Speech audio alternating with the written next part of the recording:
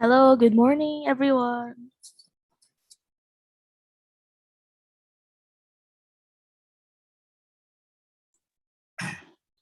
Good morning, everyone.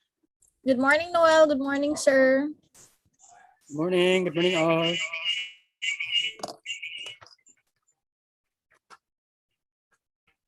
Good morning po sa lahat. Salamat po sa paglalo sa ating maliit na offering coming from the TLRC here at UP Cebu. So today we'll be looking at another topics regarding IP, intellectual property, as well as copyrights. Andito na naman po tayo sa isang segment ng ating series for IP, especially for your business. This is collaborated with the Technology Transfer and Business Development Office of the University of the Philippines, Cebu. Noel, pambungad po natin na salita. Yes, miss. Okay. So I'll share my screen. Before we proceed with the webinar proper, please be reminded with the following webinar reminders. So,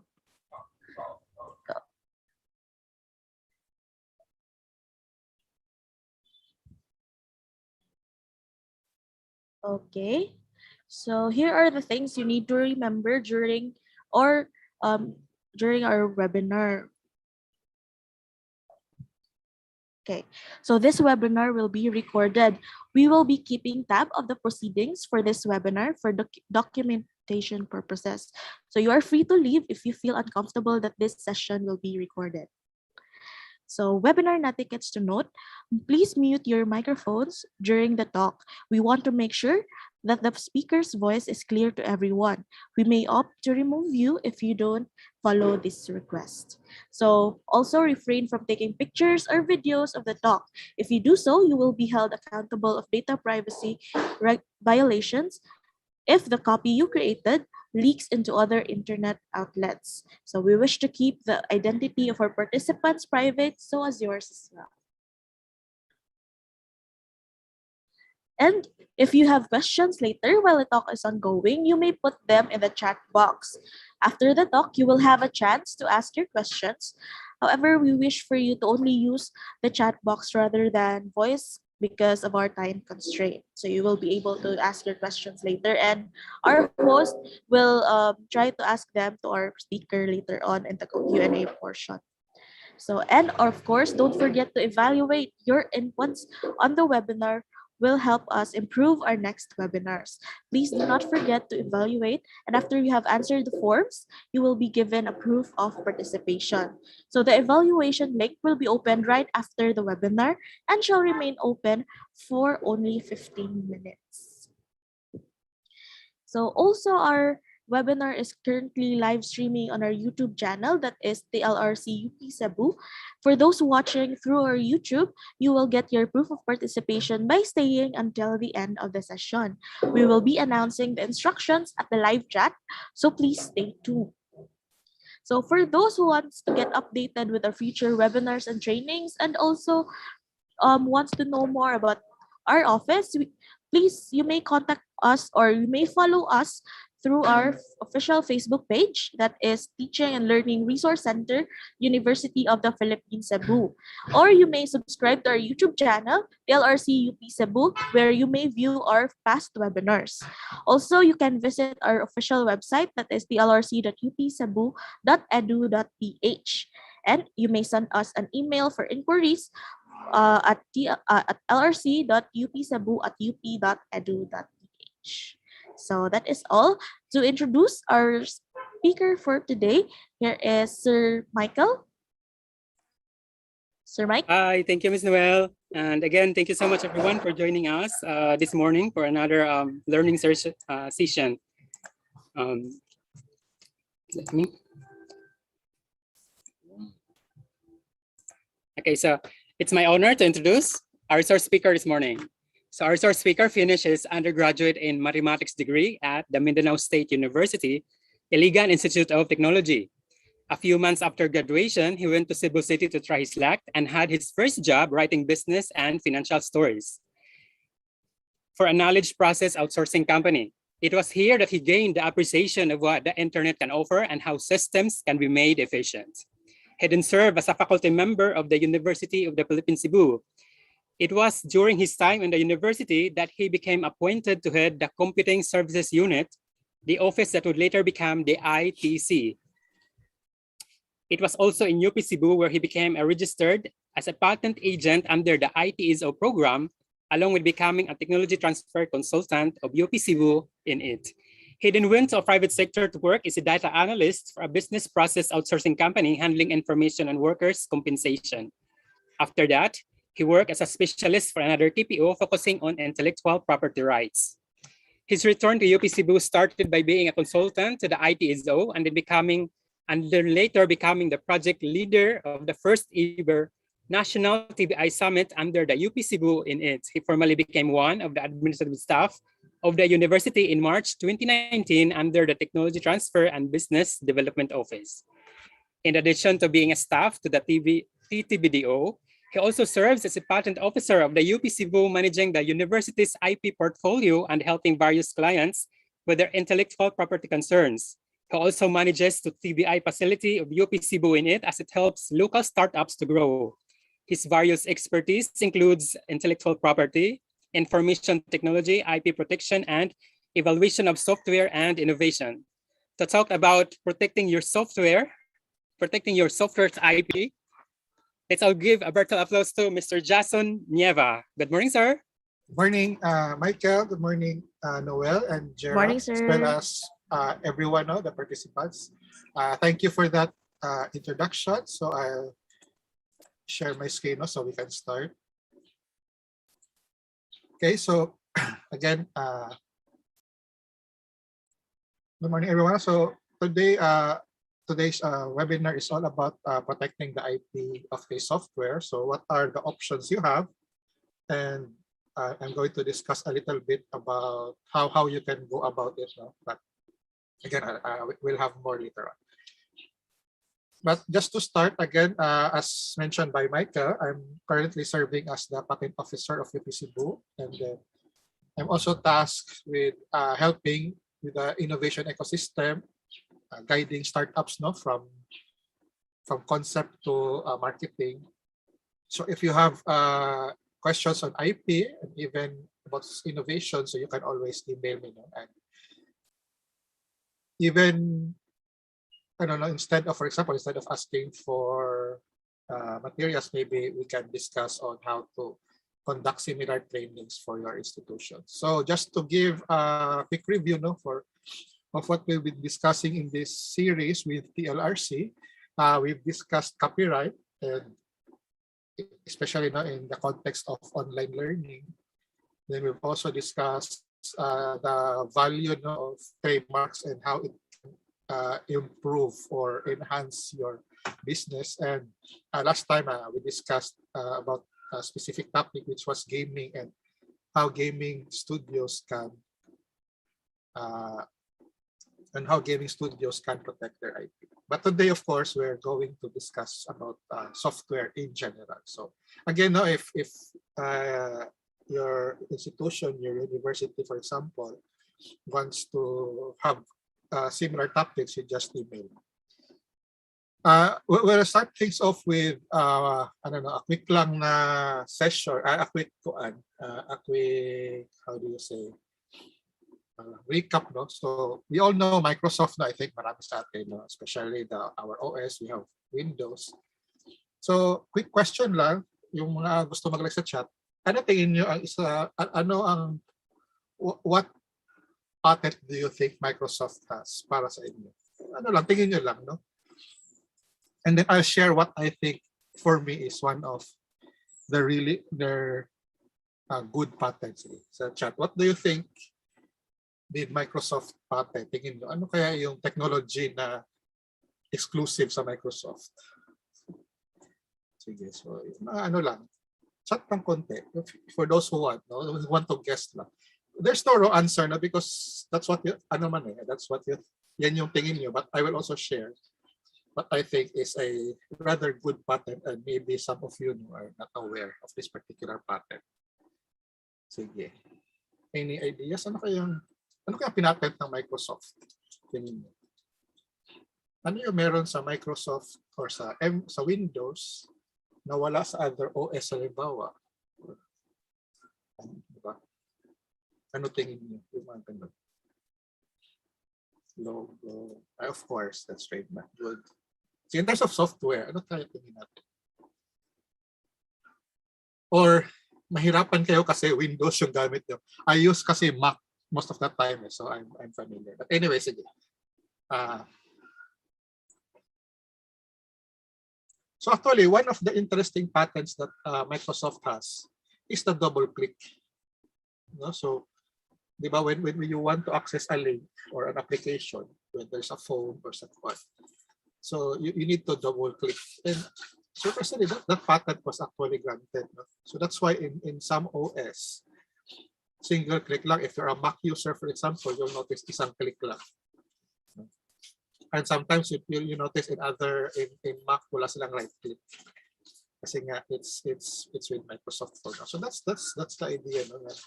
There are things na we think na nakasanayan natin but we didn't know that it's actually a technology. So in this case again, double click. So the next time you double click, then mag-try kayo sa iba, di ba, you notice bakit hindi nag-work yung double click.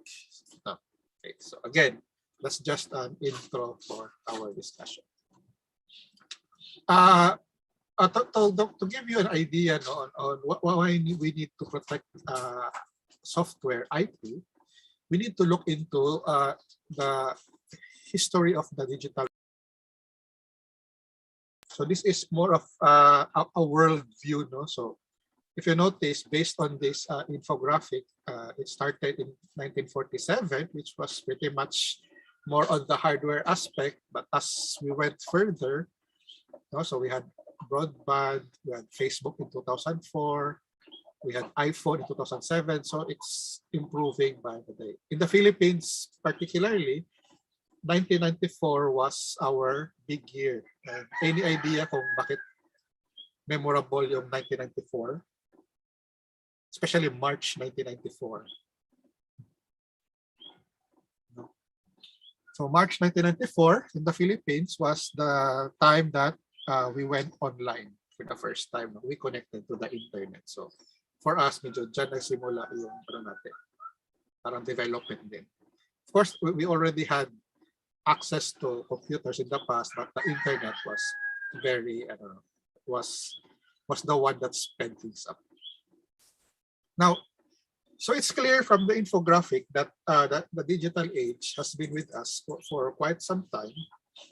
But in a way, it can be argued, depending on where you stand, the appreciation has been rather slow, no? Because for most of us, especially the Philippines, again, of course, digital technology is mainly a tool, but it's more of a present tool. Kumbaga, no? We're looking at it on how we utilize it on the present day. There's still not that appreciation when it comes to what the future can offer in terms of digital technology. So that's why in my case, my assessment is a bit medyo slow lang siya. Considering that, for example, we went online 1994. I think it was 2001, 2002 when we had the e-commerce law, but diba, still some establishments, for example, do not accept e-signature. So may mga ganon na mga cases. But when the pandemic hit us, one of the effects was that it accelerated the shift to digital technology. A lot of people suddenly appreciated. So for example, I'm sure for those of you working in private companies, they experience na working from home. Medyo wala siya talaga na concept before, but suddenly pwede pala mag-work from home. So diba? So a lot of employees in a lot of countries right now are now saying that why the need to go back to the office na nag-work naman pala yung work na, I mean, it's functioning well naman the company when there's a work from home situation. So may mga ganun na thinking area, no? So appreciation actually started to go up na important pala ang digital technology. Then we also now have a lot of people now are concerned, for example, with digital privacy. So may mga ganun na shift towards thinking. And again, there's a lot of focus on things digital. So for example, then before, when we talk about smartphones, diba, usually calls lang siya or games or even parang ano lang, email. But ngayon, diba, we now have apps where you can have food delivered, grocery delivered. So again, the shift is there, no? And pretty much siguro when we go back to the new normal, as they call it, it's going to stay. No, it's not, most likely it's not going to go down. When we talk about digital technology, I look into PCT filings. So these are patent filings. No, the coverage is worldwide. So it's a large number. So filing a single international application. So when we talk, we don't delve into details, but the idea behind PCT is that when you file in one country, you are protected in a lot of other countries because remember, intellectual property is territorial. No? So meaning, nag-protect ka sa Philippines ka na protected. If you want to be protected in Hong Kong, for example, then you have to file. But with this mechanism, isang filing lang covered na ang daming countries. So remember, pandemic hit us 2020, and looking at the most number of filings, no, worldwide, ang daming nag-file in terms of computer technology. So that was the trend. And this was pretty much followed in Asia. Again, the trend was more on computer technology, meaning it's a mix of hardware, software. May mga ganun. But surprisingly, for the Philippines, it was IT methods for management. So what we're saying here is the world is more on the hardware and software aspect. Pero sa atin, it's still digital, pero nag-focus tayo sa mga information systems, no? These are IT methods for management. So mga financial systems, mga financial IS, siguro mga HRIS. But again, it medyo relatable, you can get the idea because nag-pandemic na, so ang daming tao na gumawa ng mga IT methods for management, ang mga systems, kasi hindi ka na pwede ng face-to-face, etc. No? But still, you see that the disparity when it comes to focus. We're still on the para IT methods, but the world is now on computer tech. But even then, what this tells us is there is this need, no, to protect software. Important talaga software protection. So before we go into the different types of protecting your software, and we first need to look in our case na bakit yung mga tao, no, they're not really that into protecting the IP of software. So this is this covers a lot, no? For example, in the academy, universities or colleges that teach IT, or what else? Computer engineering, and then we also have the small startups, or even the small businesses, no, that come up with their own systems, IP systems. Okay, so one of the reasons that we've learned is most people, they say it's too early. Meaning they're still in the, for example, they're still in the concept stage and they don't want to think about IP daw kasi nga wala pa sila nagkuha talaga. They're still thinking about what to make to. So on the student side, for example, yung capstone nila or thesis, nag-iisip pa sila, so hindi na papasok muna sa IP nila.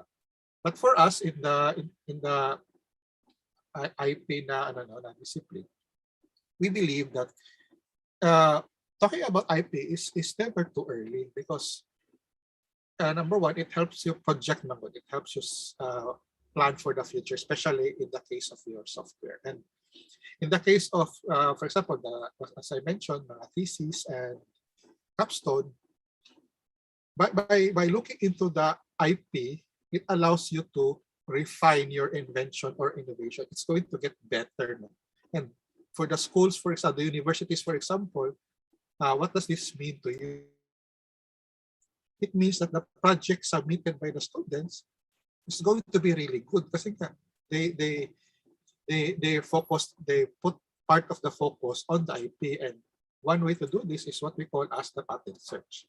So when you conduct a patent search, you're looking at the different inventions that's available or already filed. So para siyang kung sa thesis pa, this is your RRL. So patent search. So you'll see na yun pala iniisip namin nagawa na.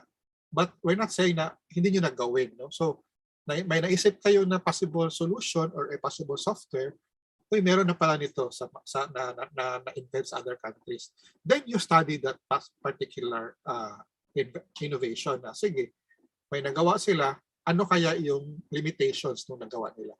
Then, doon kayo papasok when it comes to your particular innovation. So again, mas maganda na ngayon yung output nyo kasi it's comparable to some other product pero in-improve nyo siya. No? So for example, I search learning management system and we can see na there are actually used the, I think learning management system na keywords and there are actually 6,700 results. So imagine, ang dami na palang nagawa in terms of LMS. And you can see, for example, there's a USB-based mobile. And this also helps you later. So if you were the one, for example, if you were an administrator or an IT office during the pandemic, so you were asked, ano ba pwede natin gawin para sa ating online learning? Then you could have done this na, ito pala yung mga available na LMS. No? I mean, there are, of course, LMS na you can buy, but if you wanted to make your own, then you could have referred to this previous innovation. So this is an example. No? So as you can see, para talaga siya kung sa RRL kasi there are figures kasi. So at least even if it's in a different language, for example, I think this is Korean. At least for if you're into the IT industry, you can get an idea kasi ito pala yung mangyayari sa LMS nila. Okay. Then we also have the USB based. So again, look, this is Chinese, but looking at the diagram and even the English translation, you have an idea, no?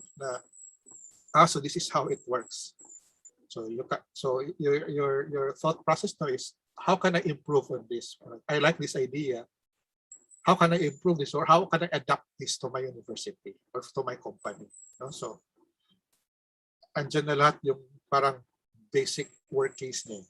Your goal na lang is how can I improve this particular system.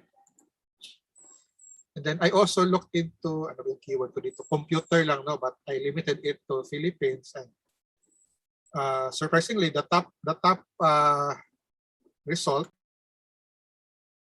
is, it says a computer implemented method of managing a fundraiser campaign. So this is actually a parang nagsusupport ka ng influencer, tapos yung influencer so it's a fundraiser campaign. So again, you see na these are patents being filed. So imagine yung top 3 is all about fundraiser campaign. And then I also look at others. So meron din mga hardware. So you have a mechanism for pen. You even have a question and answer interactive method. No?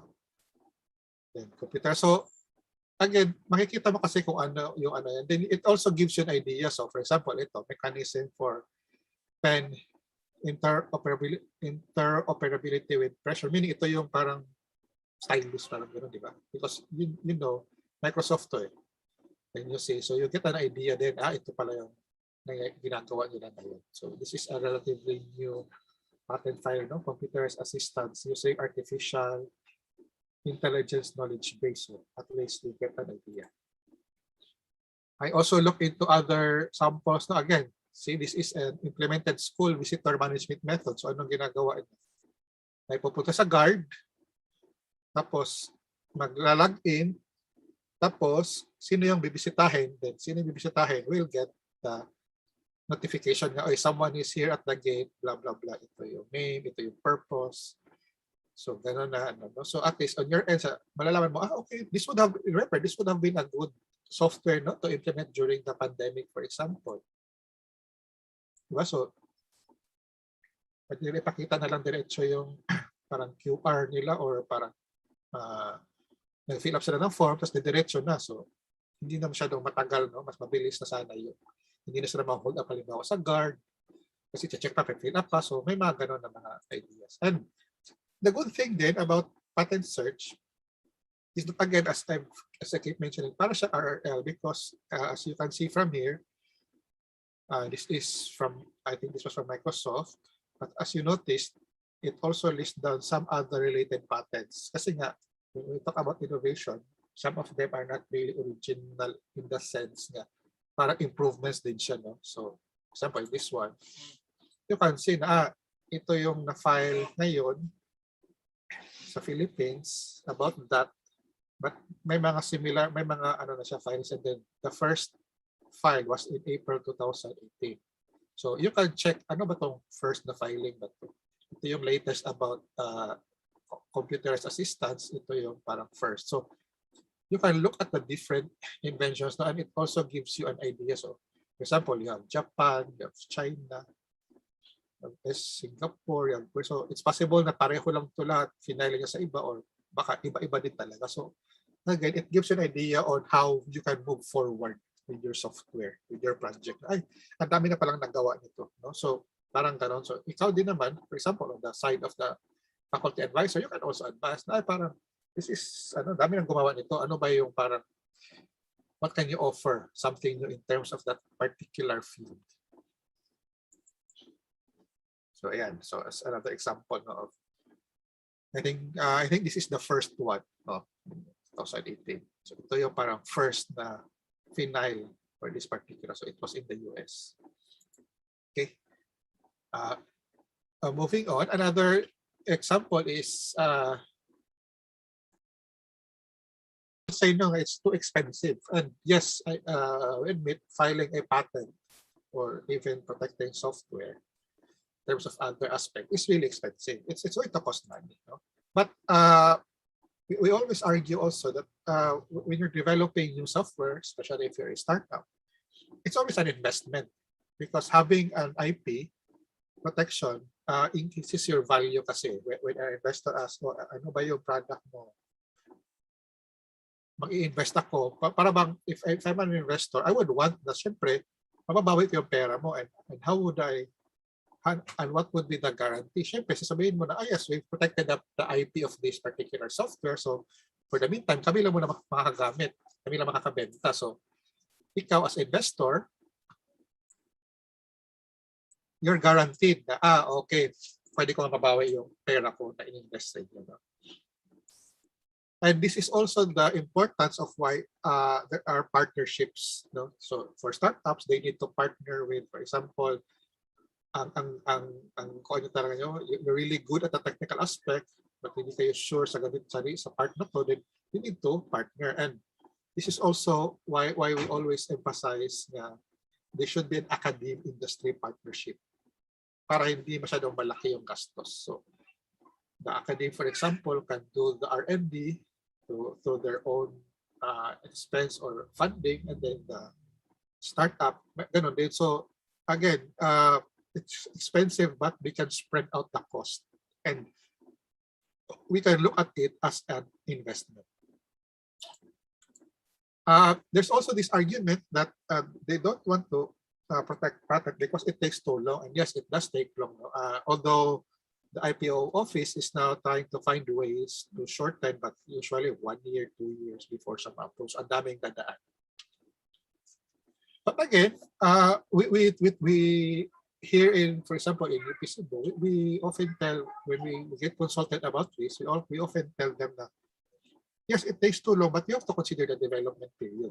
Diba? When you make an app, hindi naman siguro siya overnight, di ba, na nangyari. Na parang, okay, may inis pa kong app, next day, may working app ka na agad. Ang dami mong dadaanan, di ba, na steps in order for that app to really come out in the market or to make it happen. So, what we're saying is, why not sa start pa lang, mag-protect ka na ng IP para by the time that the app is ready for the market, protected ka na in all areas. So sa trademark, halimbawa, sa patent. So let's say it took you 2 years to develop your app. No?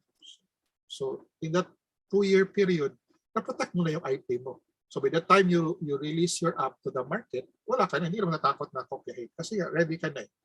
So that's yeah, it takes too long, but you also have to look into the development period. And actually, this also applies to, even if it's not software related na mga research, no, na nag-start ka pa lang ng research, tingin mo may IP, protect mo na kaagad. Para by the time you get the results of your research, wala na. Okay na yung ano mo, okay na yung research mo. Hindi ka natakot na ipakita kasi nga the IP is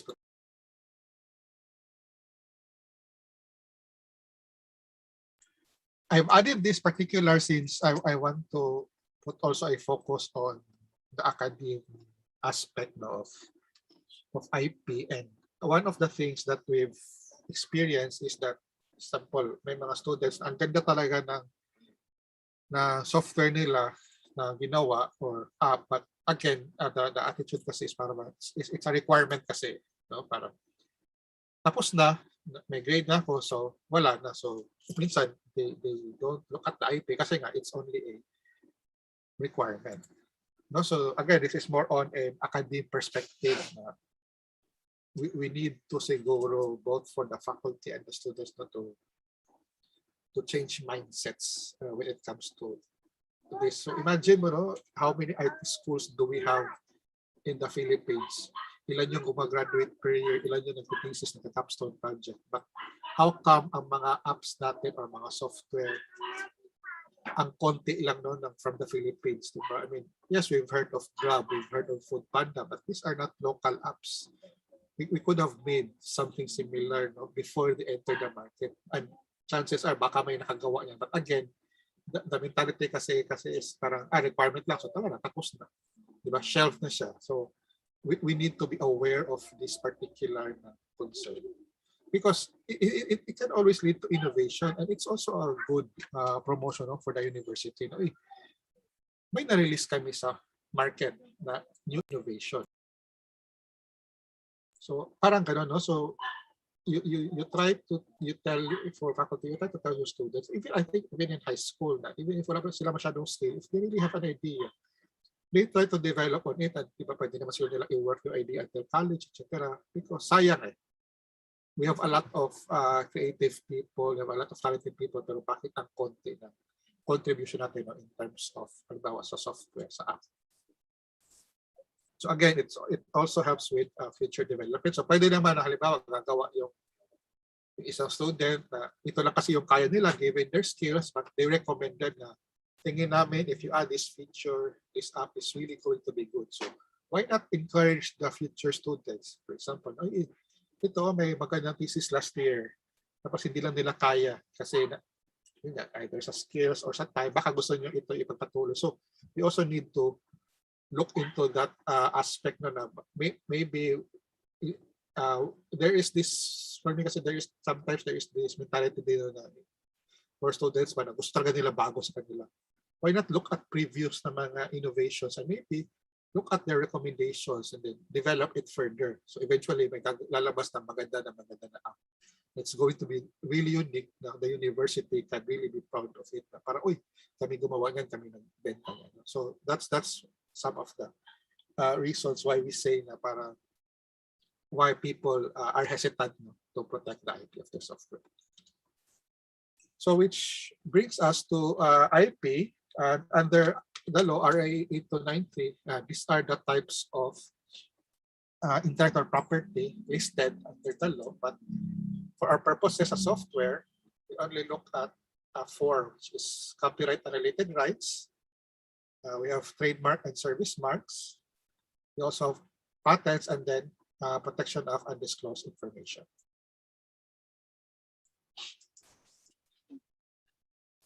So for copyright, under the law, computer programs are always considered as original works. No?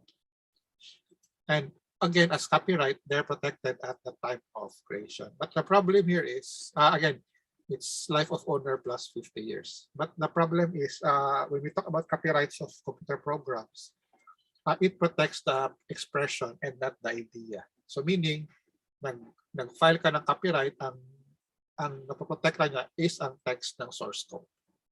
So meaning you're really open to being copied.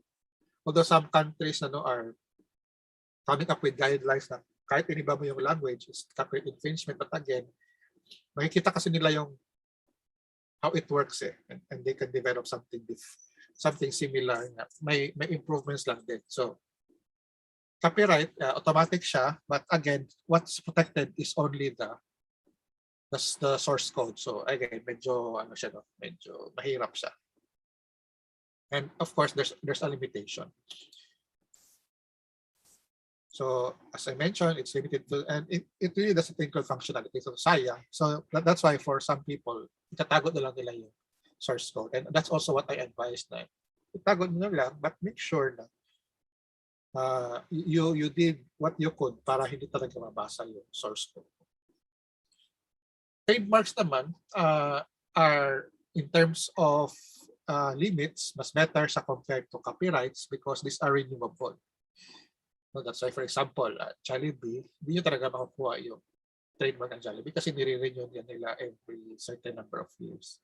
So that's also the advantage for trademarks. But again, in a way, it's a bit similar to copyright. It only, in this case, it protects the brand and not the technology. So yung branding mo. So for example, Apple or IBM. So ang protected is ang brand, but not the different technologies under those. So yan yung disadvantage din ng trademark. And then we also have what we call as protection of undisclosed information. This is also known as trade secrets. The good thing about this is you don't need to file. Just say this is a trade secret. But as I mentioned also in previous webinars, PUI or trade secrets enforcement is difficult kasi, for example, no, when you have a copyright, tapos, or even trademark, may nag-infringe. So, syempre, nag-file ka ng case for copyright infringement. Usually, it is the other party, no, that will have to prove na hindi sila nag-infringe. Parang ganun. Or hindi sila nag-copyright infringement or trademark infringement. They're the ones who need to show the court na wala silang ginawa infringement.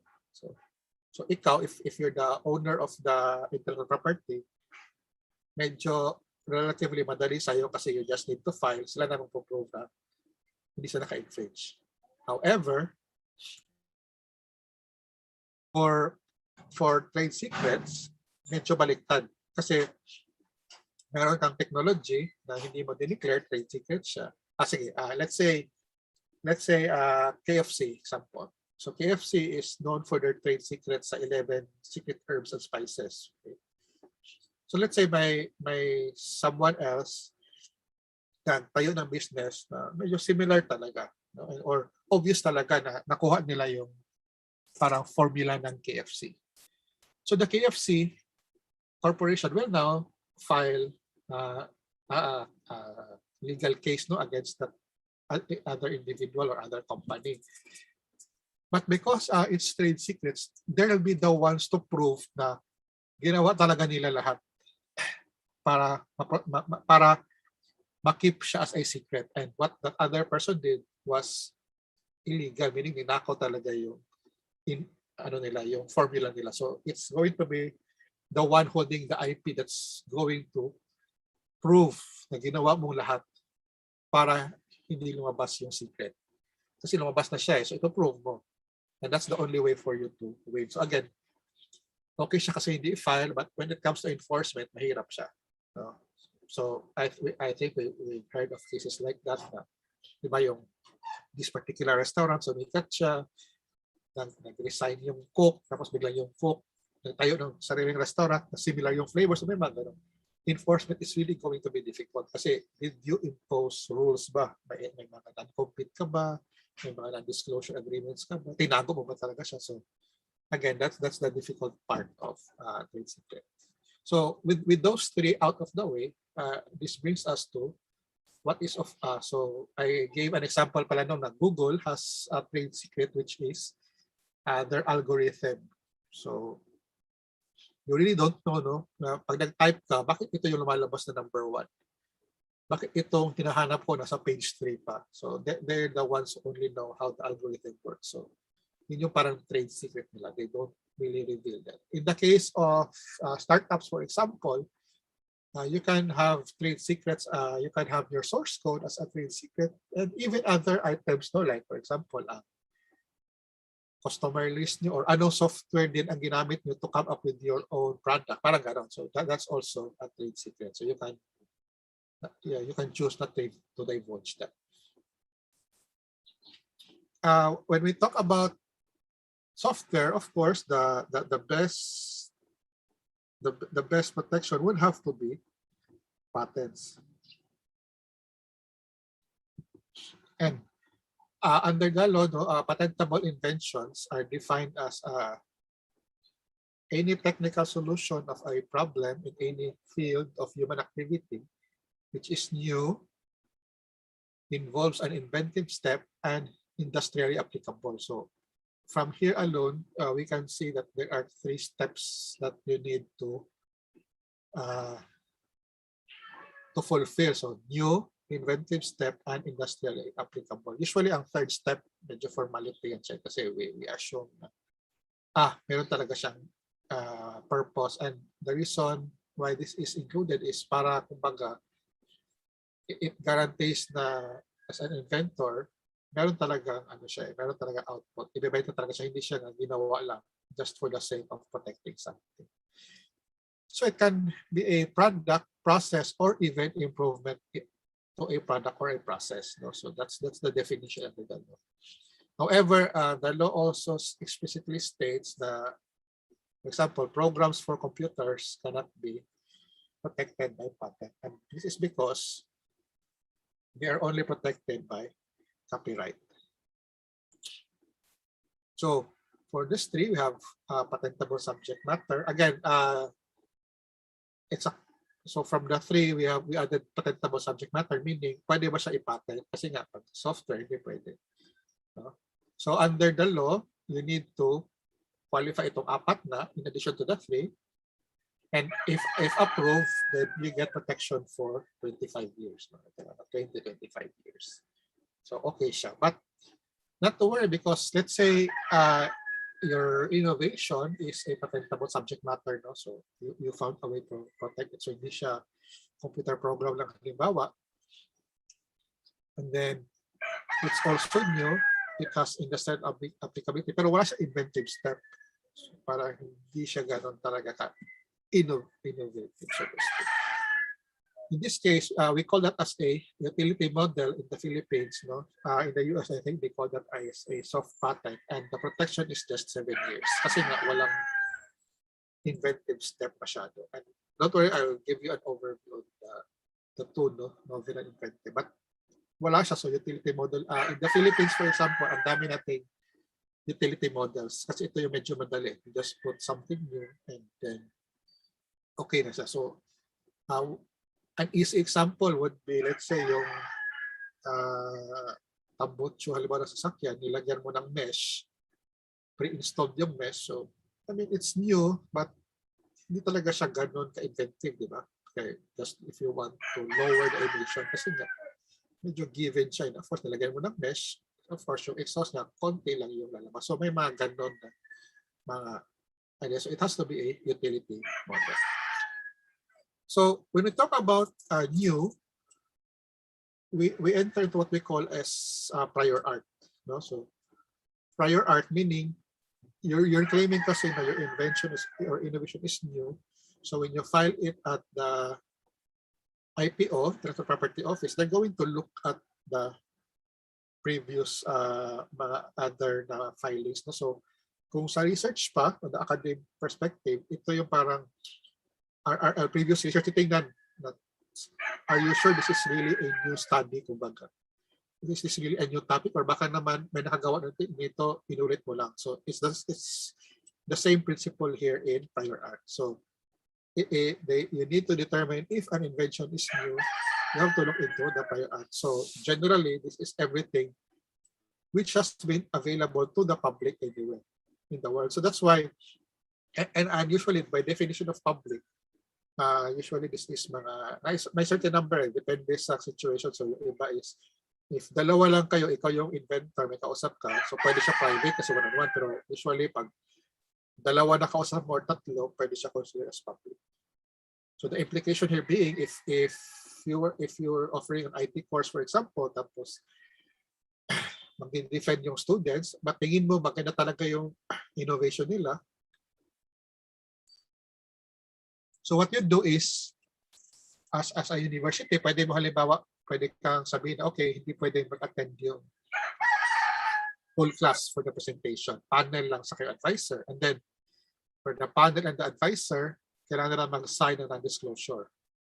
Just so because it can be protected from this portion of the test sa prior art. And you'll see again later why this is important. So again, this includes a lot of product available for sale, commercial use, previous knowledge, previously filed patent application. So presentation at a public event, sige lang, but again, pag nag-present ka na sa public na research mo, in some, there's a chance na hindi na siya considered as new kasi it's been available to the public. So I have some example. So but the thing is, you also have to remember that when we talk about filings, the good thing is that the Intellectual Property Office, halimbawa na nalaman nila na hindi siya pala new, no, or hindi na qualifies inventive, i-decline yung application mo. They're not going to say, oops, sorry, we have prior art. They're going to give you a chance to defend. Na para bang, we think this is a prior art. Ito yung prior art niya. Ito yung product mo. So it's not new. So you have a chance to defend na naman. So hindi, kasi ganito yan. So you have a chance. So hindi siya automatic, no, na disapprove. So that's also a good news. So one example is this. So this was a case, I forgot the year, I think it was the 70s. So may nalunod kasi na barko and it was carrying meat, no? I think it was lamb or beef. So they wanted to raise the ship kasi nga if tumagal sa tubig, masisira yung meat. Of course, masisira in effect ang masisira yung local ecosystem, no? Because the meat will spoil. So what they came up with was para may maglalagay ng hose, and then they're going to use plastic balls, no? In the hopes na once the boat has enough of these plastic balls, in principle, lulutang siya. Why do I say in principle? Because another good thing about patents usually is as long as the concept you're presenting is para bang ma-explain siya, no, through physics, through chemistry. Sometimes we call them as the patent examiner, they don't really need to see a prototype or even see na lumutang. But if you look at it on a kanang physical na perspective, sige, pag may enough the ball, so buoyancy, although you don't know the weight of the ball, so in theory, lulutang siya. So that's itself plausible siya. So meaning, there's a chance na ma-approve talaga siya ng patent office. Even if hindi mo pa talaga ginawa. No, hindi pa siya nagawa. But I think in one of the IP offices in Europe, nag-file sila, nahirapan sila because when the patent officer, when the patent examiner was looking at the different products before or the prior art, may nakita siya na, I don't know, they saw a Donald Duck comic and it was pretty much the same situation na may lumubog na ship, may nilagay sila ng tube, may nilagay sila ng balls. The only difference is ping-pong balls lang yung nilagay nila. But as you can see, the concept is the same. So meaning yung idea mo is hindi na pala siya new. But again, you still have time to defend man talaga kung ano. It will not depend on the different parts na kung, as you can see sa picture on the left, may mga parts naman siya. So that's going to be how you're going to defend it. But medyo sa start pala, medyo nahirapan ka na, di ba? Kasi uy, may prior art pala. Another example is this. So this is a parang alert system. So the pet, the dog, for example, they're going to press this button. Tapos it will alert the owner na, uy, my pet is at that door and they want to come in. So bubuksan na niyo yung door. Instead na mag-scratch siya sa door or tumakol, turuan mo lang na i-press. So in this case, although this was eventually approved, nahirapan din sila in a way because the patent examiner, again, comic book na naman yung nakita, no? as a prior art. In this case, yun, may build into open. So may mga, these are the cases, no, na, but what we're saying here is if you come up with something, it's possible kasi nga you did your due diligence and search ka, pero sa other countries meron pala, or sa other types of media meron, di ba? Nag-search ka through patent database or scientific papers, tingin mo wala. Pero yun pala, meron siya sa, halimbawa, sa comic books or some books na gawa na. No? So, you're going to have to prove kasi na, oy, for example, one way to prove this would be na hindi ka talaga familiar sa comic book na to, na hindi ka na-influence. So, parang sa'yo, oy, nothing ko lang siya. So, you have to find a way to defend. One interesting thing is, if you, I'm not sure for you know, yung mga iOS users, yung may mga iPhone. So if you notice, di ba may parang rubber band mechanic sila na, I think, hindi ko alam po sa photo ba yan or sa text, na parang bang yung rubber band na, di ba, pag dumating ka sa last part, parang babalik siya, parang gano'n. Di ba? Instead na steady, static lang yung ano mo, parang pagdating niya doon, oy, end na pala to, parang babalik siya gano'n. So it's some sort of rubber band na parang mechanism of the iPhone.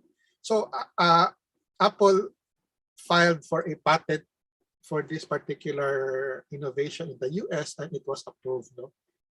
And when they filed the same patent, I forgot which country, but it's in Europe. I think it's in Germany.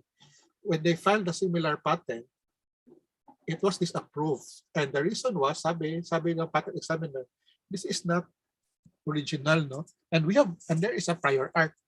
So ano yung prior art na binigay ng patent examiner? So it was actually a conference where Steve Jobs presented the same innovation a few months back.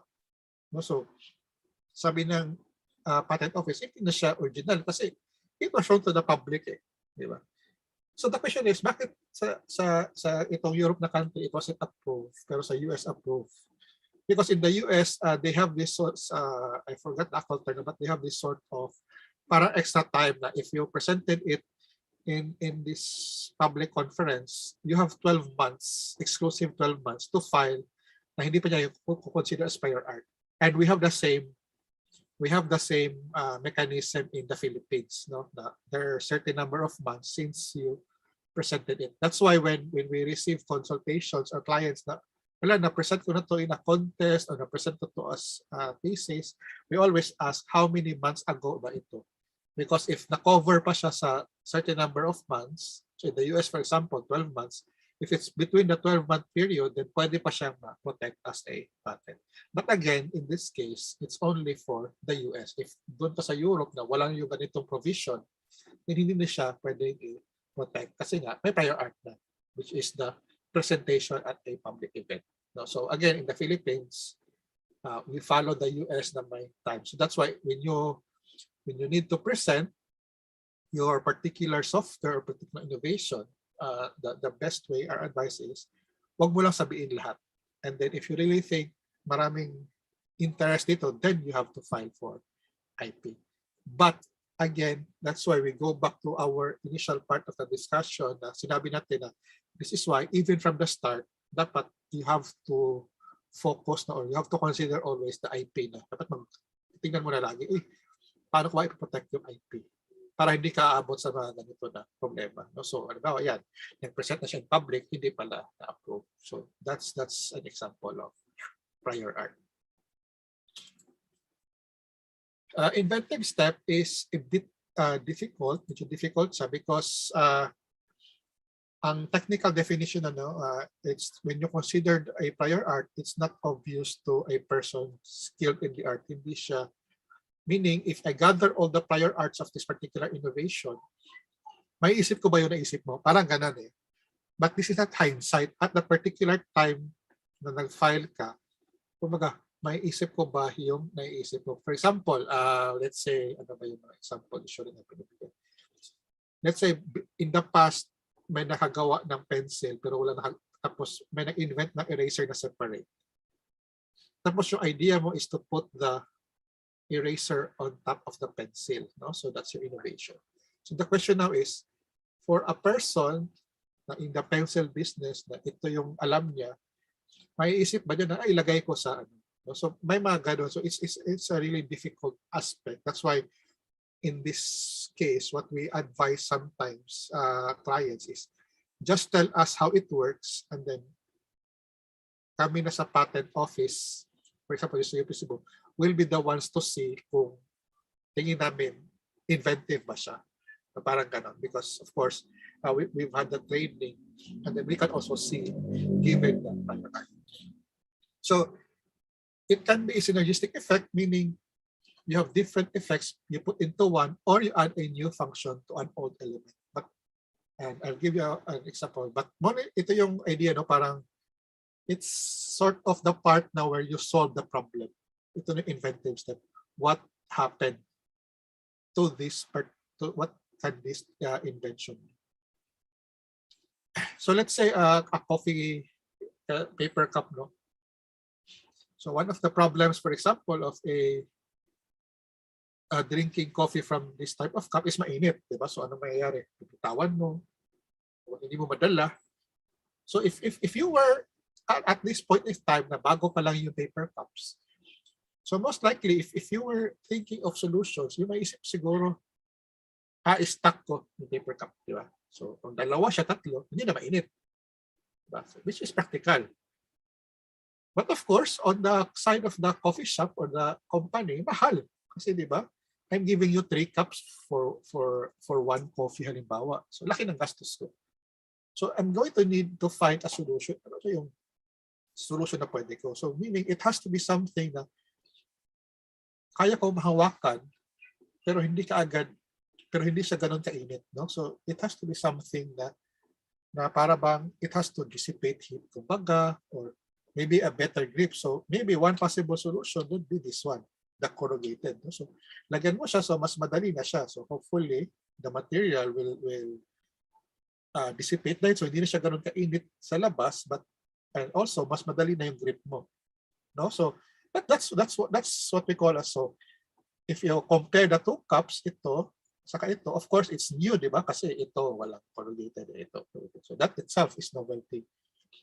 But is it inventive na? Siguro, kasi saan mo nakuha yung idea na to? Sabihin mo, nakuha ko yan kasi nakita ko yung nako-order ako lagi, tapos nakita ko at that time na yung mga packaging box, ganito ginagamit. So I was thinking, baka pwede siya gamitin for the coffee cup. So meaning, there's a possibility na inventive siya kasi nga, it's being used in a different industry, tapos nilagay mo sa ito na industry. So it's a good solution, no, to the problem.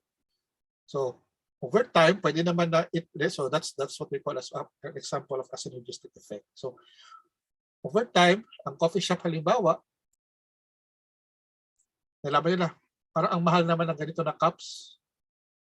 May iba pang bang way na para hindi naman siya ganun kamahal, but it serves the same purpose. No? It can offer the same function. So maybe do something like this. Diba? So at least kung ang maganda dito ngayon is ilalagay mo lang siya, hindi na mahirapan, o pwede rin na if ever ang in-order naman niya is hindi hot or dito lang niya inumin, so hindi na muna kailangan ng box, so mas makatipid. So that's a new feature to an older innovation. So parang ganun lang din ginawa mo, but ginawa mo siya na removable siya. So that's in a way, that's how you look at the inventive step. No? So it's a really difficult talaga na part. It's one of the most difficult part when we patent products, especially in software. Kasi sa software, di ba, parang minsan ma-inad ka lang na konti, is it really inventive? Did it solve the problem? So again, inventive step is the problem solution analysis. So what we usually do is we look at the closest prior art and then determine what is the technical problem to be solved and see if maiisip ba talaga yan ng someone. No? So in the case of software, if you were an IT expert, ano mo ba talaga? And this is again difficult kasi for us, pumapasok kasi yung hindsight eh. Para ba na-invent mo na, obvious naman siya. Depende kasi, obvious na siya kasi nakita mo na eh. But what if first time mo siya nakita? Parang gano'n ba? Na pag first time mo siya nakita, masasabi mo ba, ang galing, no? So maybe that's the inventive part. Kasi nasabi, pero pag pinakita mo siya first time, kasi yung nakita first, sasabihin niya, ay, ganun lang. So maybe it's not that inventive. So again, depende siya. No? That's why we usually tell clients, sige lang, we'll be the one to look into it and discuss it with you. No? So ano mangyayari? And again, if hindi siya, if it can't pass the inventive step, then we just say na utility model na lang. At least the protection is still there. So, yan yung nangyari na. So, yung prior art mo is ito yung ano mo. In this case, kung ito yung invention mo, the one on the rightmost, then probably your prior art would be in the one in the, this one, the one in the middle. Ito yung prior art. So, syempre, iba siya kasi ito half lang. Ito whole. So, okay yung new mo. Anong sinolve mo? Hindi na kailangan ako bumili ng cup na ganito. I can buy ganito na cup, then I can put this one. So, you know, I mean, you say na simple siya, no? Kasi nga, nakita mo na how it works, but if it was the first time, I'm sure most of us will say, how come I didn't think of that? Parang ganon, no, ang inventive step. But when it comes to software, medyo may parang iba siya na approach in terms of the inventive step. Because we need to, first, we need to para bang differentiate, no, the idea and the expression. And this is important for, especially for small startups. No? So remember, the functionality or method implemented is the idea, and the code is the expression of the idea. So let's say there is this particular operation. There's this particular thing that you want to improve on. So, kung school siya, ano ba, billing system, or enrollment system, or queuing, mga ganun, no? So, there's this particular operation. So, ikaw naman, you saw this particular problem, and then you find out, oy, there is this solution, no? And I think this solution is going to work because based on what I've looked into, wala pang nakagawa talaga na ganito ka-specific na problem for this particular operation. So you came up with a method to solve the issues concerning this operation. But wala ka kasing technical skills, for example, in terms of implementing the software, halimbawa software yung method. So you hired a programmer. The programmer, of course, makes the program to make the method run para to address the issue of the operation. So this is this is what happened. So in this case, when you file a patent, the patent will always go to the individual or to you kasi ikaw yung nag-come up with the idea. Okay. If there were no agreements between you and the programmer, at the most, what the programmer can do is, ano lang siya, copyright lang sa source code yung sa kanya kasi siya yung gumawa ng code. So meaning in this case, kung gusto mo rin ako yung copyright, then you should you include that in your agreement with the programmer. Ay, nagbayad naman ako sa iyo, so anything else pupunta sa akin. No? But again, you go back again to our initial discussion, meaning sa simula pa lang, when you first thought of the method, dapat dito pala, nag-file ka na ng patent. Kasi ito, the program will just find a way to implement the method. Yung method ikaw eh. So yung danger dito is if hindi ka nag-file ng patent, nakita ng programmer siya nag-file, may pupunta sa kanya yung patent unless you can prove otherwise na ikaw, di ba? So that's the rationale why we say that it's never too early. So sa simula pa lang, I have this method, I'm going to patent it. When it reaches the patent office, they will look into the feasibility man. Okay, it's sound, it's logical, then they will approve it. But the implementation later, so by the time you have the implementation, safe na yung patent mo for that particular software. So siya lang ang gumawa talaga ng software. But the mechanism is yours. So yan yung mga titingnan nyo lagi na when you deal with software IP. So example, okay. You have a method implemented in software for operating a washing machine. No? So we assume lahat ng process. So, lalagyan ng sabon, drain, lalagyan ng tubig, ikot, may dryer pa. And then you also have case 2, a process implemented in software for completing a legal document. So in this case, The process involves asking a user na ano ba yung problema mo, ano yung kailangan mo, may money involved ba, checklist, and then once you have the checklist, i-generate na yung legal document na pipirmahan mo na at ng attorney. No? So, you have these two examples.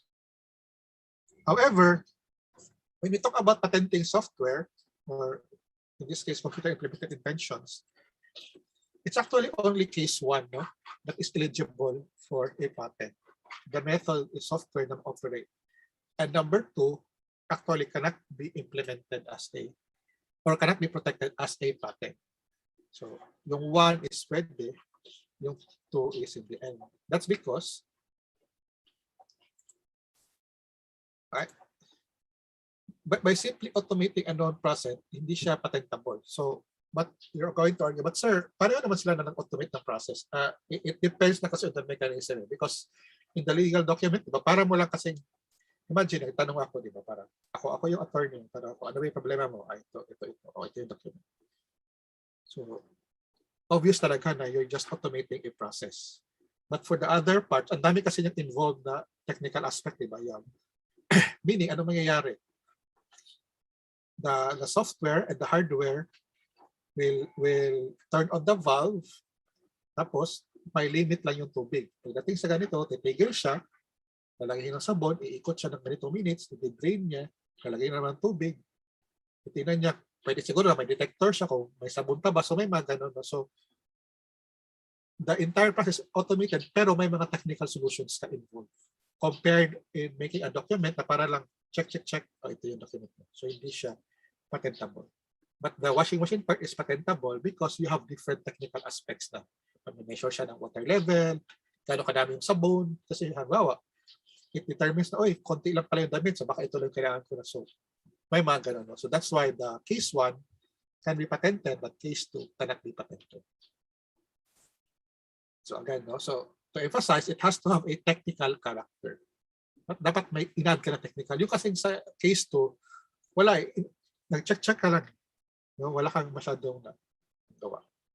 So, under the guidelines sa IRR ng RA 8293, they actually specified no, na a patentable invention, product process, but they included na computer-related inventions. So that's very important. Meaning they recognize the fact na mayroon ding product or process na iba siya. No? So a computer-related process is different from an actual process of, let's say, making bagoong. So it's different. Or it's different from an actual product.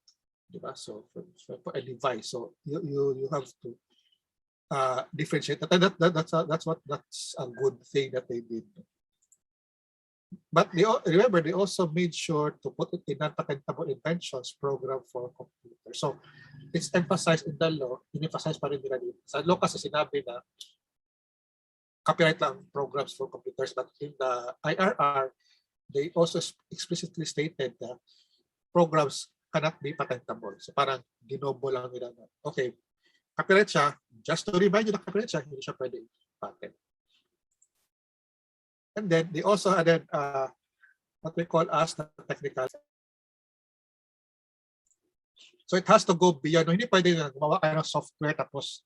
So the point here is when you file a patent for a software, hindi siya pwede software as is kasi nga copyright. It has to have a hardware component. So, but it has to have go beyond the usual interactions, no, of a.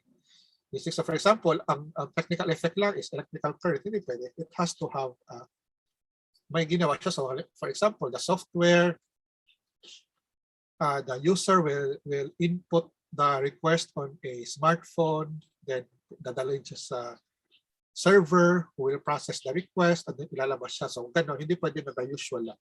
Again, no, dapat may technical effect talaga. No, the information processing by software is completely realized by using hardware. Meaning kung wala yung hardware, hindi gagana talaga yung software. So that's the key here na you have to consider lang the hardware component. But you can focus naman on the software. Ang hardware is i-add mo na lang siya.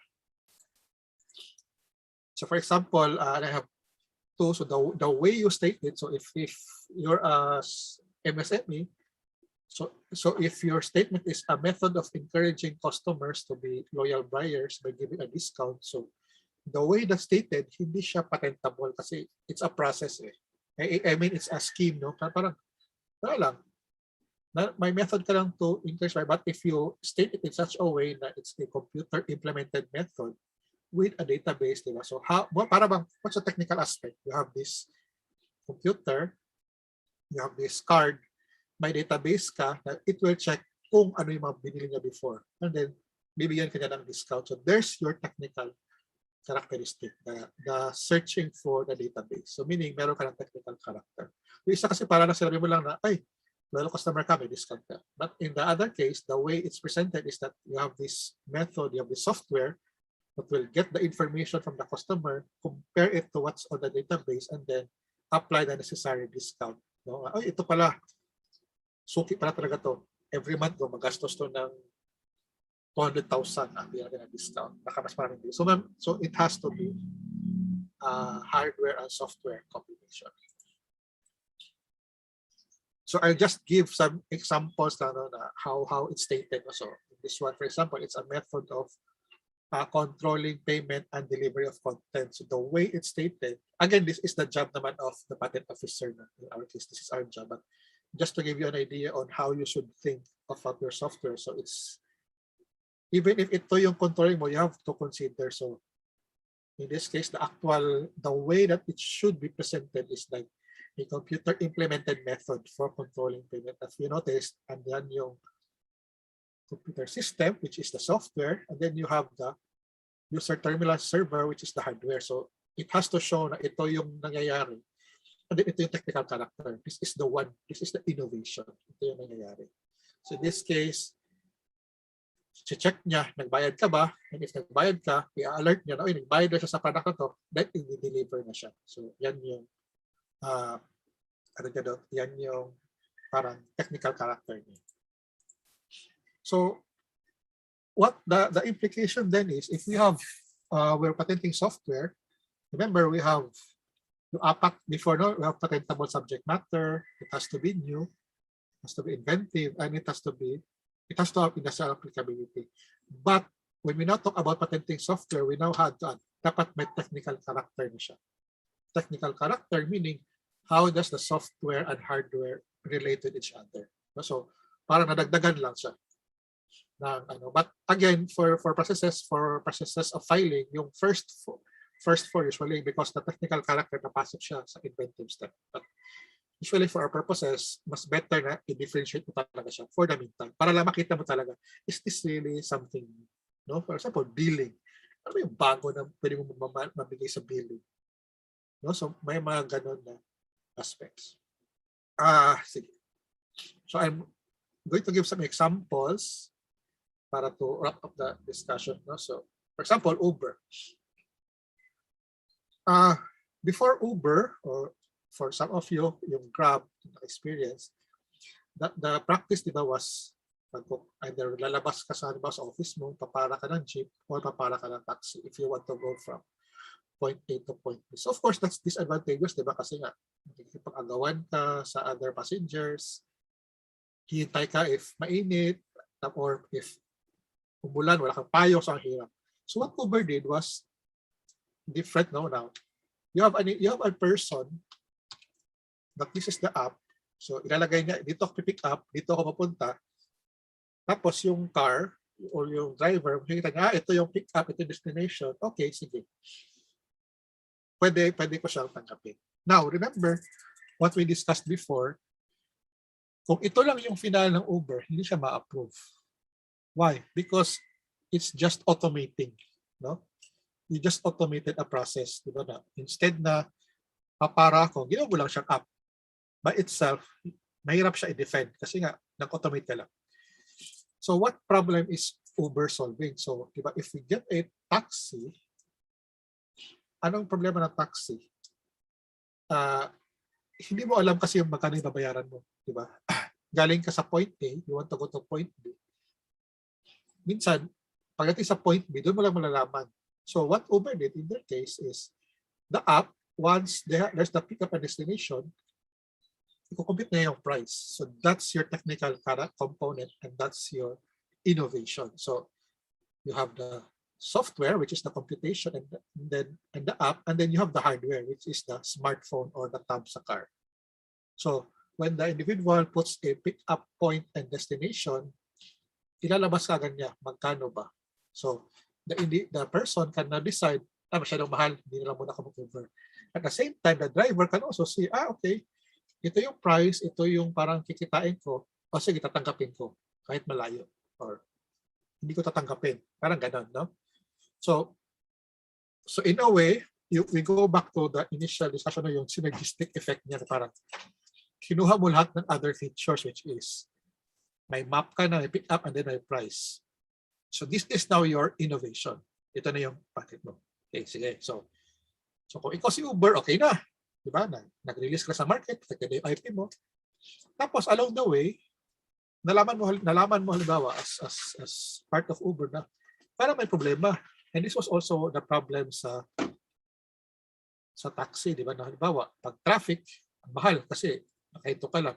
In the case of Uber, pag traffic, yung mga rush hour halimbawa or masyadong malayo, wala siyang computation. So, syempre, happy si individual kasi di ba kahit stuck ka in traffic for 1 hour, ito lang yung babayaran mo. Pero kawawa si car, yung driver. Kasi di ba, konti yung kita niya, laki ng gastos niya in terms of fuel, hindi pa siya nakakuha ng bagong pasahero. So, meaning, your app, the app of Uber already works well, pero meaning there's still room for improvement. So in this case, they implemented a new innovation, which is the surge pricing. Meaning, pag traffic talaga, it will compute na gaano katagal from point A to point B. Ito yung base price, ito yung surge pricing. So at least, what happened is, medyo, their technical component na is the addition of the surge computation. So, nag-add sila ng new feature sa old nila na app. So in this case, the individual, for example, still has the option to choose whether to ride, but at least for the driver, pag tinanggap nila, medyo kampante sila na, okay, I get to earn a bit more because of the surge pricing. So as you can see here, in this particular example, dalawa yung patent, which is number 1, this price computation, and then number 2 is the surge pricing. So dalawa yung pwede mo mag-file ng patent in this case. And again, if you notice, dapat sa simula pa lang, you have to protect the patent. No? So again, ito kasi is just an addition kasi nalaman nila sa market na ito pa rin problema. But it tells you na for every step of the development process, even sa improvement sa software mo, sa app mo, you can actually file a patent if, again, it is qualified to be a patent. So yan yung maganda dyan.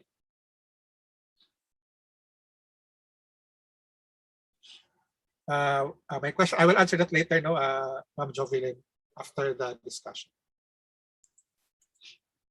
Another example is, good example is Airbnb. Okay. Now, for those of you who are not familiar, the business model of Airbnb is parang, ako may dalawang bahay. Char. Dalawang bahay ako, hindi ko ginagamit yung isa. I-release ko siya sa Airbnb. So, i-release ng Airbnb na, if nasa Cebu ka, pwede ka mag-rent sa bahay na to for this price per day. So, instead na mag-hotel ka, dito ka na sa bahay na to. That's the idea of Airbnb. No? So, there's yung iba full apartments, yung iba room lang.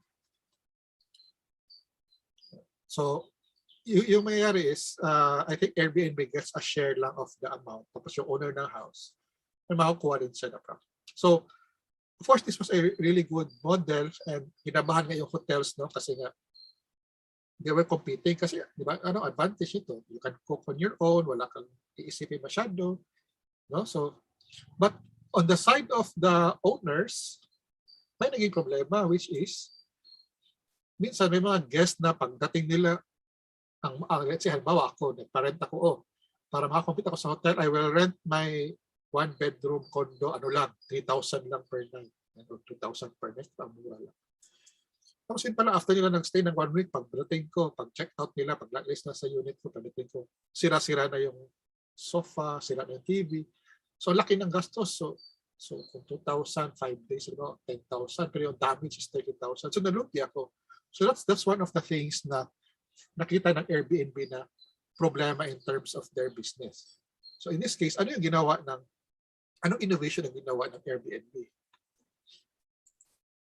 So gumawa sila ng software algorithm that sa patent filing was termed as determining trustworthiness and compatibility of a person.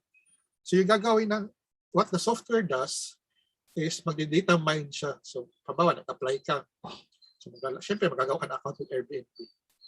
So sisimula pa lang, ilalagay mo yung email mo, yung office mo. So it's going to data mine everything about you. Ano yung mga post mo sa FB, sa Twitter, sa Instagram. So malalaman niya, ito pala, lagi itong pagpupunta ng, if this person goes on a vacation, lagi siyang may kasamang markado. Tapos lagi sila nag-iinuman. So irarank ka ngayon ng Airbnb. So iwawarn na niya yung owner ng house na, okay, based on info, ito yung tingin namin sa person na to. So it's up to you na kung, para may score siya. So it's up to you na kung papayag ka or hindi. But for the side of the Airbnb, para ba sinabi nila na, tinanggap mo we warned you, pero tinanggap mo pa rin. So, hindi na namin kasalanan yan. Parang gano'n. No? So, there's an app, and this particular method actually is being used by different companies. No? Some other companies are also using this and coming up with their own innovation. So, we've seen, in addition to Airbnb, for example, we've seen this na, for HR systems for some companies. Again, titingnan nila yung mga public post mo. So malalaman nila, ito pala, laging nagka-cut classes. So, parang mga ganun, no? So, there's, minsan may mga privacy issues, but again, these are public posted kasi. So, pag nakita nila sa tweet mo na, yung tweet mo puro vacation, syempre sasabihin ng HR, hilig pa rin ito mag-vacation. So, they're going to put that in the recommendation na, based on our software, ito pala is lagi nagbabakasyon twice a month. May mga ganun na. So that's a good thing. After Airbnb, I'm going to share something that I'm sure some of you will be interested.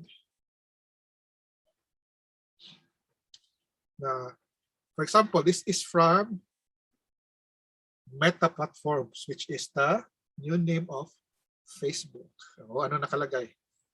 Techniques for emotion detection and content delivery. Note this is 2014-2017 pa na patent.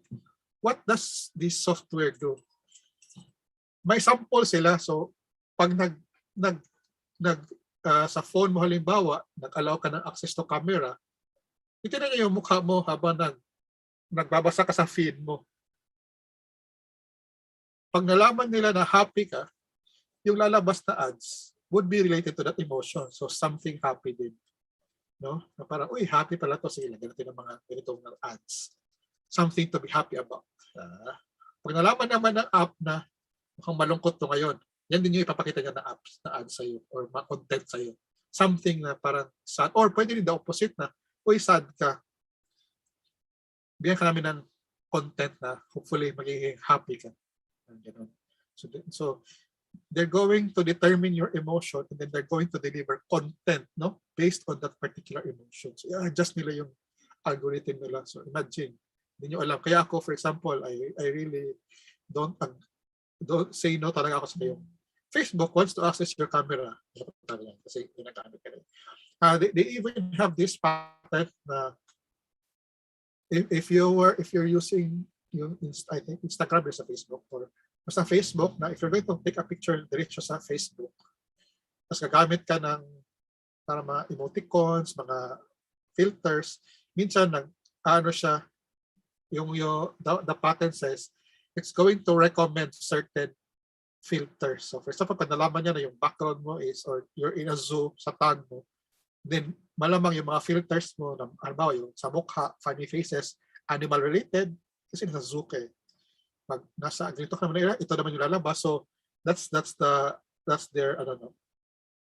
But one of the in patent that I like or that I really focus on sa Facebook is this one. So this is also a 2017. So the title is Presenting Additional Content Items to a Social Networking System User Based on Receiving an Indication of Boredom. So I haven't seen this. I think this is also applicable sa PC version, but this is a really big impact no sa mobile version. And what it does is, halimbawa, di ba? I'm sure some of you noticed na yung post ng mga friends nyo, yung ibang post ng friends nyo hindi na lumalabas sa feed. Di ba? Parang may friend ka siguro na napapansin nga, uy, ba't hindi ka nag-comment dun sa pinost ko? Kasi ka magulat ka, pinost ka pala. Kasi hindi siya lumabas sa'yo. Diba? And bakit? And most likely, it's because of this particular pattern. Because what it does is, lalabas sa feed mo sa phone, mag-scroll ka kasi. So I think, I'm not sure sa time, I think the threshold is 5 seconds, I think. So, kumbaga, pagdating sa feed mo, tapos hindi umabot ng 5 seconds, nag-scroll ka, Facebook is going to assume na you're not interested in that content or bored ka. So, diba, may friend ka na post lagi, tapos ikaw naman parang, ay, post na naman si ano. So, parang in-scroll up mo lang or in-scroll down, depende sa phone. So, nag-scroll up ka. So, Facebook will say nga, ay, you're not interested pala in this content. Kaya hindi na lalabas yung content na yan sa'yo in the future. Unless nag-comment ka sa bago niyang post. But usually, hindi siya lalabas kasi the algorithm realize na hindi mo pala gusto itong content na to. So, hindi na namin ilalabas. So, ilalabas namin yung gusto mo na content. So, yan yung nangyayari na indication of boredom. So, usually, pag tumagal ka ng mga 5 to 10 seconds on a particular post, Facebook will assume na, okay, gusto niya to. But otherwise, pag nag-scroll ka lang, hindi niya gusto yan. So that's why you also notice sometimes may mga ads na parang, bakit mo ba itong ad na to? Because they're testing kung interested ka sa ad na yun. And that's also why if you notice, if you're one of those na nagtatag talaga ng location or nagtatag ng activity, eventually lalabas sa ads mo, di ba? Have you ever experienced na, di ba? Parang nag-isip ka pa lang ng bibili ka ng furniture, tapos biglang, FB, biglang naglabas na ng ads bigla sa feed mo na sponsored ad, selling furniture. Kasi siguro nag-chat ka with your friend na, gusto ko mabili ng table, saan ko mabili ng mura?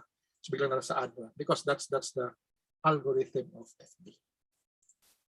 Okay, so just summing everything up, you need to consider IP at the start of the development because it enhances your review of readability or it enhances the background of your study or your software. Mas better talaga if you consider the IP even at the start because again, it can also help fine-tune the innovation.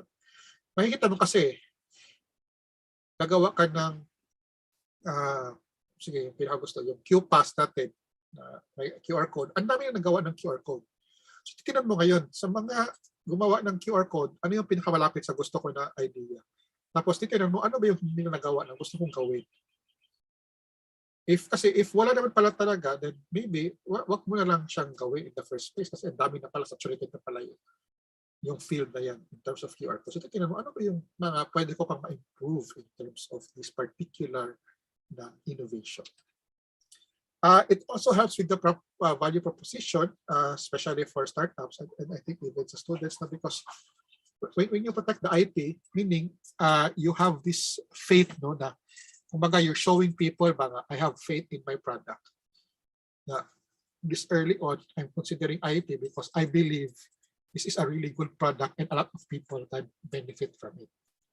So it helps with your value proposition.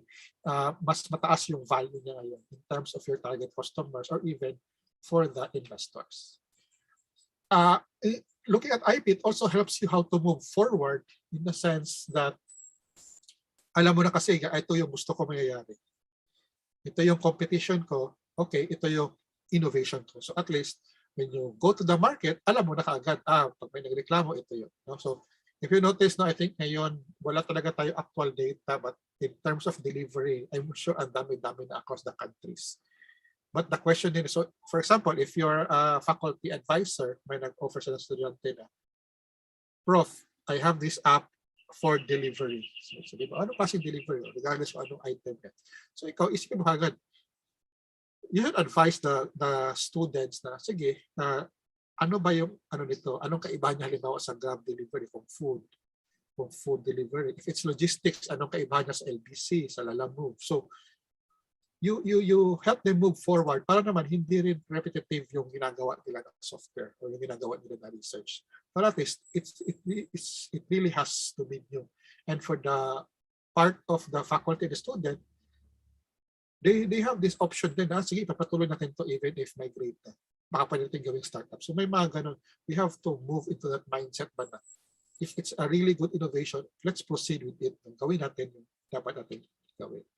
And of course, it gives you an additional skill because even if mag-search ka lang, yung how about kanina, tingin ka ko ng mga FB, you get an idea kasi of what everyone else is doing. Ito po yung ginagawa ng FB. Paano ko ito magawa? Remember, you can protect the idea, the implementation, even if wala kang technical skills. So nakita mo yung kanina sa FB, the Bordeaux algorithm, nagawa ka ng something similar.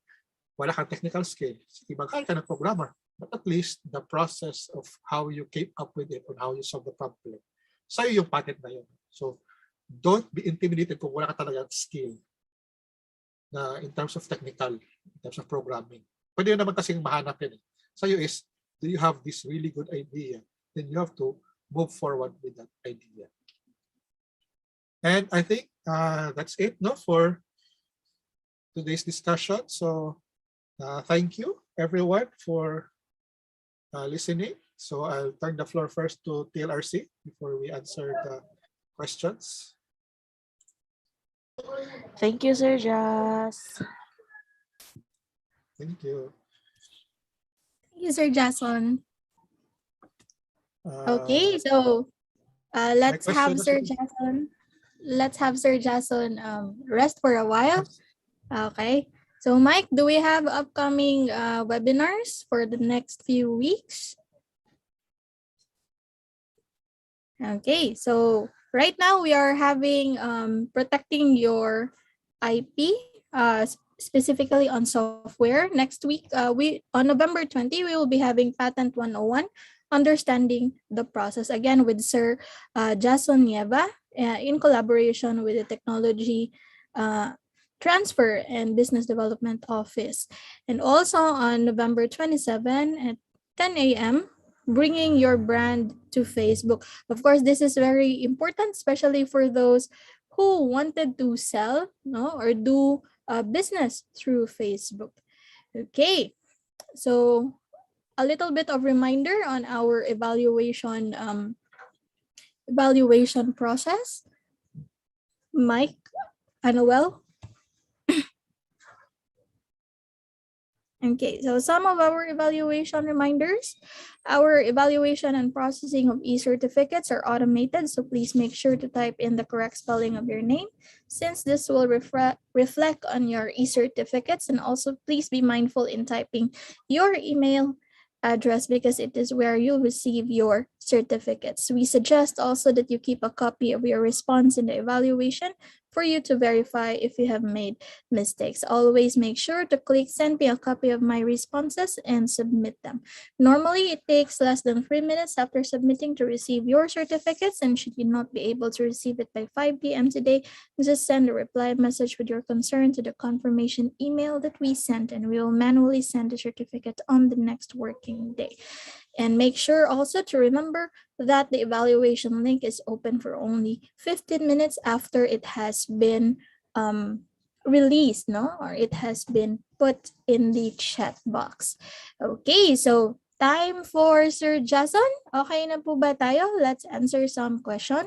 One coming from our participant.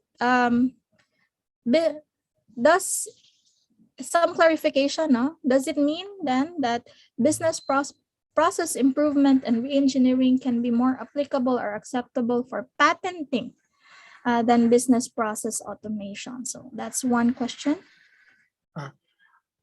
By itself, when we automate, when you just simply automate a business process, hindi talaga siya pwede i-patent. But there are what we call as ways around it. So, for example, you have a grocery store, halimbawa, and then you're going to make a shift to digital. So tatanggap ka ng online payments or even sa GCash at the counter.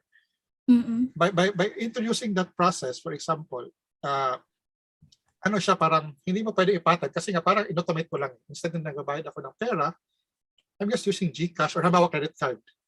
But within that process, for example, nag-implement ako ng security protocol to make sure na yung credit card information mo or to make sure na tama yung computation halimbawa sa GCash, then that whole system, pwede siya ma-patent. Again, because you have this technical character. So, implement ako ng security features. Diba? Na parang, or halimbawa, anong way na pag nag-offline bigla yung GCash, nasa ano na ako, what if nag-implement ako ng something na, o sige, para bang i-hold, i-release ko yung grocery mo, pero later on, babawasan yung GCash mo pag nag-online na. So that technical characteristic, that process itself, pwede na siyang i-patent. Kasi may in-add ka na innovation na technical aspect. Pero kung simple lang na, sabi mo sa cashier na, o GCash lang, ganon, hindi siya pwede. So, pag process itself, but if you're adding something na to the process, then maganda na siya. So yun nga, halimbawa, GCash, nag-offline bigla. Alangan, ibabalik niya yung grocery niya. Halimbawa, wala siyang pera. So pwede mo sabihin, okay, my system will accept this temporarily na, uy, may utang ka. It will deduct later sa GCash mo or it will remind you. Parang ganun ba? So something na mga ganun na additional na system. So that can be patented. Okay, so almost the same as with Airbnb and Uber or Grab, right? That they also started having compatibility, no, between the service and the service user. Okay, so Yes, correct. next question. For academic requirements projects po, are schools allowed to apply for patent on the innovation po ng students, or the students should apply for the patent themselves? For the academe, no, my advice is always to hopefully the university halimbawa or even the high school, do you have what we call as an IP policy, no? May intellectual property policy ba kayo? Kasi nga doon malalaman kung ano mo yan. Kasi halimbawa, if it's the school that's going to file a patent, ano mangyayari? Sino ang may-ari ng patent? Is it still going to be the students or the school? Kasi yung school yung gumastos.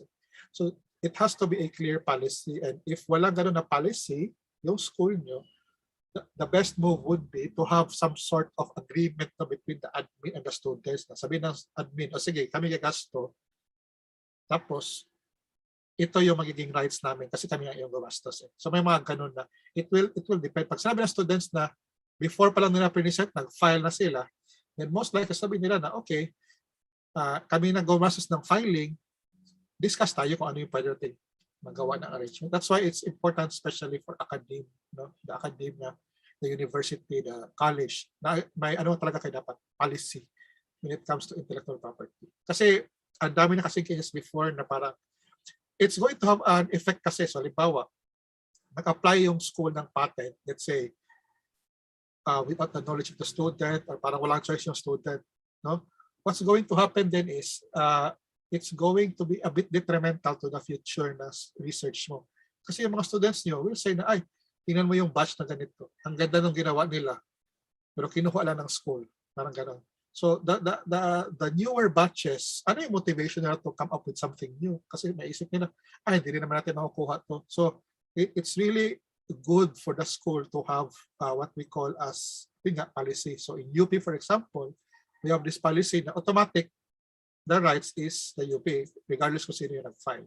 But at any point in time, the student, the faculty, they have the right na to waive pa, ibigay nila sa university. Should they want. No? So pwede na sabihin na, we're not really interested in developing this technology, we will give the rights to UP. So may mga ganun na cases. So it's really up to you. But again, please try to find a way na you can come up with an IP policy. Yeah, tama. Okay, so dapat may clear policy yung school, no? Dahil it also motivates the students to do more and to innovate more. And of course, even if yung students yung maging owner ng patent later on, the school will also be held as part of the ownership. Just make sure that you have clear, how do you call that? Clear technical agreement, no, with the students. And also, mas magaling, Sir Jason, na if ever yung school talaga meron silang patent at saka copyright na office, no? Siya Yeah. talagang But if wala talaga, I mean, let's say kasi nga it's a small school, there are a lot of there are a lot of institutions naman yung Cebu, CIT, but again, it still boils down din kasi doon. Yun nga yung sinabi mo rin na there has to be a policy. No? Yun nga, bawa, kahit lang sabihin natin sa drawing sa libawa ng students, may painting contest, nagpa-painting contest na school, who's going to own the copyright, di ba? Ganun na issues eh. I mean, yun nga, it's not yet, hindi pa siya ngayon masyadong nakikita for some, but as I mentioned in a previous na discussions, it's just waiting kasi, no? We're just waiting for an example to happen. Na what if may nagpa-contest yung school, tapos biglang ang school, binenta niya yung painting, nagreklamo nga yung student. So may mga ganun na cases, no, na it's just something we think bad to happen lang ba. So we want to prevent it. So if ikaw naman, pag ikaw yung school, ano yung gagawin mo when these cases come? No? So again, policy lang. If you want, UP Cebu, for example, we can help naman in initiating discussions on how you can implement similar policies in your school. Okay.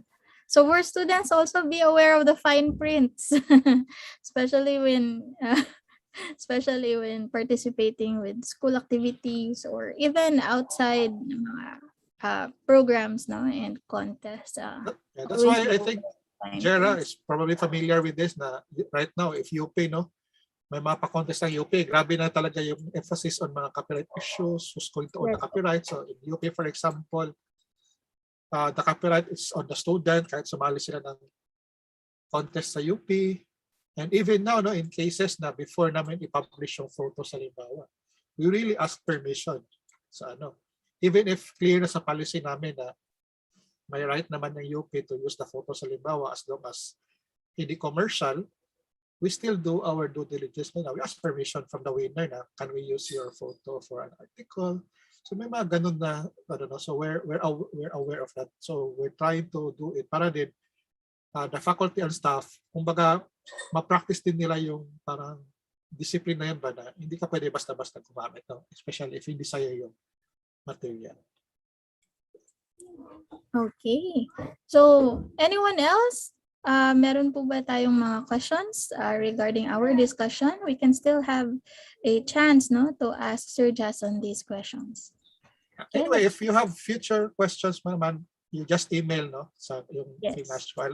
I just type it also in the chat if you have other questions in the future. Okay? If you have coming questions and then you don't have the time to ask it now, you can email Sir Jason at itso.upcebu@up.edu.ph. And Sir Jason will be very glad to help you out. Okay.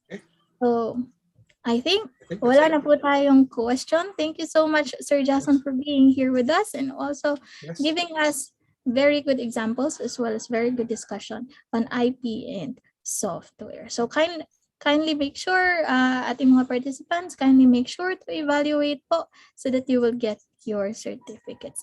Sir Jason, thank you so much. Thank you. And also, thank you for being with us for next week as well. Okay, bye-bye. Thank you. Bye-bye. Thank you so much, Sir Jason. Okay. Thanks, sir. Wait, Sir Jason, pictorial muna tayo. Oriel muna si Sir Jason. Sir Jason. Pictorial po. Okay, so I'm requesting everyone, for those who have cameras, to please turn them on para maka-join po tayo sa pictorials po natin. I'm giving you. Okay, so I'm giving you a minute para i-turn on po yung cameras ninyo. Madam Kiray, oh. Madam.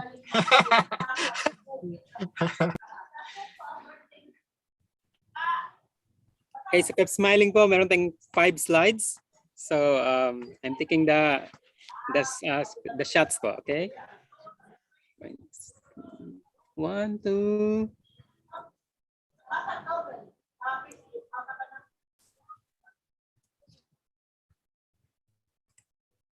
Next slide. 1, 2.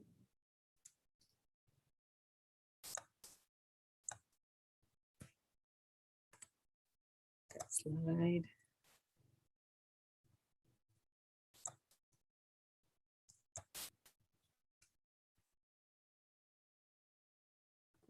Okay, thank you so much, everyone. Thank you so much, everyone, for joining us. Don't forget to evaluate. The evaluation link can be found in the chat box. And we hope to see you again next week for the next part of the series, which is more on copyrights and IP. Okay, so again, I think, Michael, the copyrights and IP is actually a benchmark for the November set of schedules. We are still trying to see if there will be other schedules in December. Okay. So thank you so much, everyone. Thank you. Dito si Teray, si Ma'am Teray. She's here pala. Coming from Sen. Okay. Thank you po. Salamat po sa lahat ng dumalo. Salamat po. Si Mr. Teresa Claire Alicava po. Senvi. Thank you rin po sa pagdalo. Kumusta po dyan sa Marawi City? Salamat po.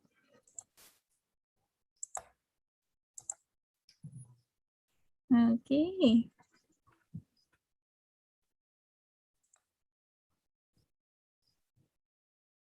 Salamat po sa pagdalo. Salamat po. Hopefully you'll be with us, no, this coming next Saturday pa, November 20, and also November 27. Okay.